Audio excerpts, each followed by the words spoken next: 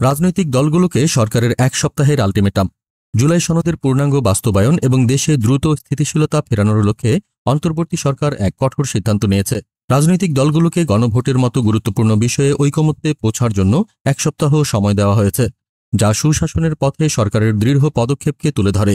সোমবার আইন উপদেষ্টা আসিফ নজরুল সাংবাদিকদের জানান, ফ্যাসিবাদ বিরোধী আন্দোলনে দীর্ঘদিন ঐক্যবদ্ধ থাকা দলগুলোর উচিত আলোচনার মাধ্যমে গণভোটের বিষয়ে একটি সমন্বিত সিদ্ধান্ত দেওয়া। ঐকমত্য না হলে সরকার নিজ থেকেই সিদ্ধান্ত জানিয়ে দেবে। যদিও জুলাই সনদ অনুযায়ী গণভোট আয়োজনে সবার সম্মতি আছে, তবে নির্বাচনের তারিখ নিয়ে থাকা মতপার্থক্য দ্রুত নিরসন করা এখন সময়ের দাবি।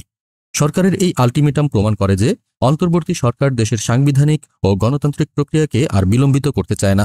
আইন উপদেষ্টা আশা প্রকাশ করেছেন, দলগুলো দায়িত্বশীলতার পরিচয় দেবে এবং ঐক্যবদ্ধ নির্দেশনা দেবে। এই পদক্ষেপের মূল লক্ষ্য হল রাজনৈতিক অচলাবস্থা কাটিয়ে দ্রুত একটি স্বচ্ছ ও জবাবদিহিমূলক শাসন ব্যবস্থা প্রতিষ্ঠা করা। রাজনৈতিক দলগুলো কি এই নির্ধারিত সময়ের মধ্যে ঐকমত্যে পৌঁছে সরকারের স্থিতিশীলতার লক্ষ্য পূরণে সহযোগিতা করবে?